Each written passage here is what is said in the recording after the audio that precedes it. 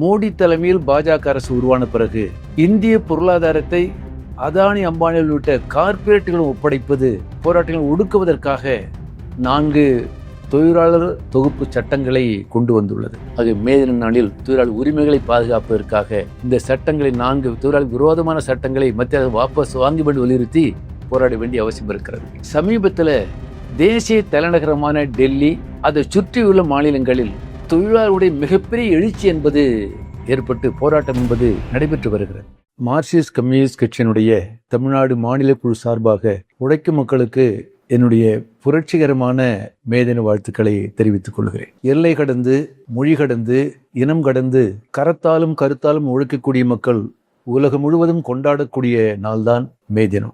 1848ஆம் ஆண்டு மார்க்சும் ஏங்கல்ஸ் இணைந்து வெளியிட்ட கம்யூனிஸ்ட் கட்சி அறிக்கையில் அதில் நிறைவாக அவர்கள் சொன்ன வார்த்தை என்பது முக்கியமானது. உலக தொழிலாளர்கள் ஒன்று சேருங்கள், இழப்பதற்கு அடிமை செங்கலை தவிர வேறொன்றுமில்லை, வெல்வதற்கோ உலகம் இருக்கிறது என்று இருவரும் மேதைகள் 848 அந்த அறிக்கையிலே சொன்னாங்க. அந்த பின்னணியில் தான் 1886ஆம் ஆண்டு அமெரிக்காவில் சிக்காகோ நகரத்துல தொழிலாளர்கள் 8 மணி நேர வேலை உரிமை வேண்டும் என்று போராட்டம் நடத்தினாங்க. போராடக்கூடிய தொழிலாளர்கள் மீது அன்றைய அமெரிக்க அரசனுடைய காவல்துறை துப்பாக்கிச்சூடு நடத்தி பல பேர் கொல்லப்பட்டார்கள், கைது செய்யப்பட்டார்கள், தூக்கிலிடப்பட்டார்கள். 8 மணி நேர வேலை உரிமைக்காக துவங்கிய அந்த போராட்டம் என்பது அதற்கு பிறகு உலகம் முழுவதும் தொழிலாளர்கள் உரிமைகளுக்காக போராடக்கூடிய ஒரு நாளாக இன்று மே தினம் என்பது அனுஷ்டிக்கப்பட்டு வருகிறது. மூலதனத்துக்கு எதிராக, முதலாளிகளுக்கு எதிராக, முதலாளிகளுக்கு ஆதரவாக இருக்கக்கூடிய அரசுகளுக்கு எதிராக தொழிலாளர்கள் இன்று உலகம் முழுவதும் போராடி வருகிறார்கள். குறிப்பாக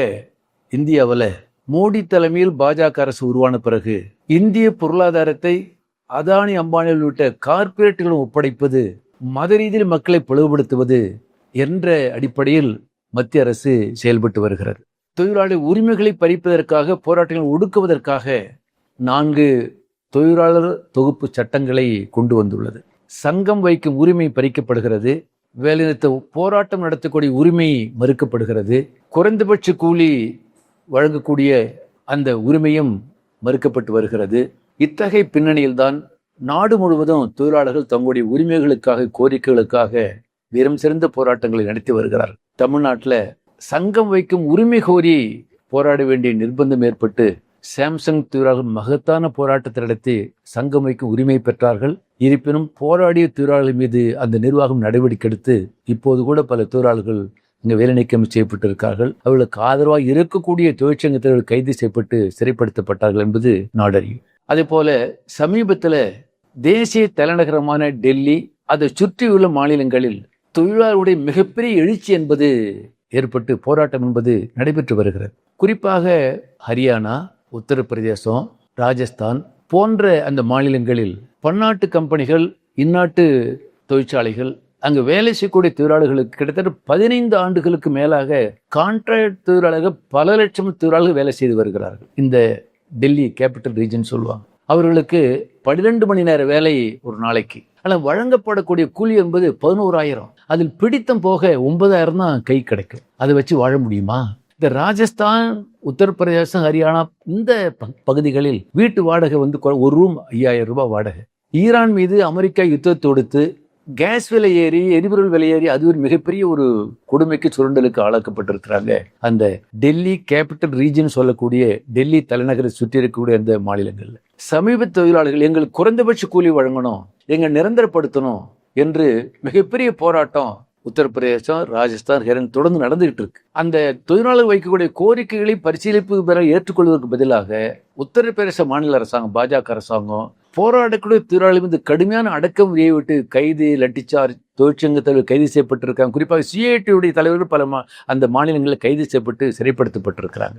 குறிப்பாக அந்த 3 மாநிலங்கள் மட்டுமல்ல, பீகாரில் விட்டு குஜராத் நாடு முழுவதும் தொழிலாளர்கள் குறைந்தபட்சக்குள் 26,000 ரூபாய் மாத வேண்டும் என்று பெரிய போராட்டம் என்பது நடந்துகிட்டு இருக்கு. இப்படி இந்தியாவில் டெல்லியை சுற்றியுள்ள மாநிலங்கள் மட்டுமல்ல, நாடு முழு உழைப்பாளி மக்கள் போராட்டம் நடத்திட்டு இருக்காங்கன்னா, ஆனால் சமீபத்தில் மத்திய அரசாங்கம் கொண்டு வந்த 4 தொழிலாளர் இந்த சட்ட தொகுப்புகள் என்பது ஏப்ரல் மாதம் 1ஆம் தேதியிலிருந்து அமலுக்கு வருதுன்னு சொன்னாங்க.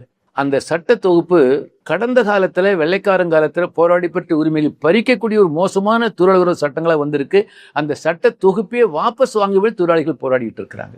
அப்போ இத்தகைய பின்னணியில் தான் இவ்வாண்டு மேதின விழா என்பது நடைபெறுகிறது.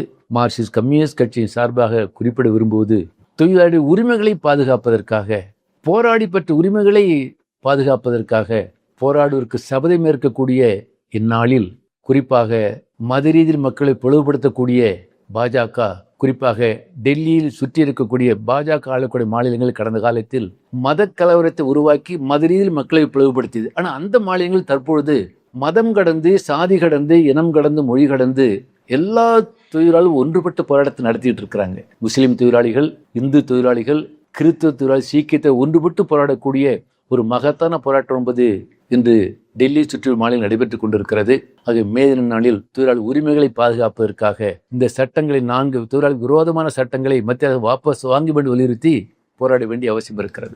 மே தினத்தை பொறுத்தவரையில் பொருளாதார கோரிக்கைகளுக்காக நடத்தக்கூடிய போராட்டம் மட்டுமல்ல, தொழிலாளி வர்க்கம் தலைமையில் ஆட்சி அமைக்கக்கூடிய, அரசியல் உரிமை பெறக்கூடிய அத்தகைய போராட்டமும் உலகம் முழுவதும் நடைபெற்றுக் கொண்டிருக்கிறது.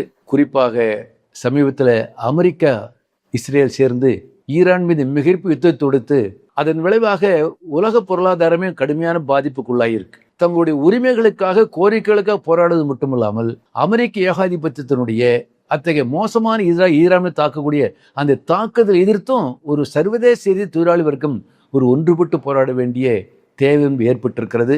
இந்த பின்னணியில் தமிழகத்தில் உழைப்பாளி மக்களுக்கு மீண்டும் மார்க்சிஸ்ட் கம்யூனிஸ்ட் கட்சி சார்பாக என்னுடைய மே தின புரட்சி வாழ்த்துக்களை உரித்தாக்குகிறேன்.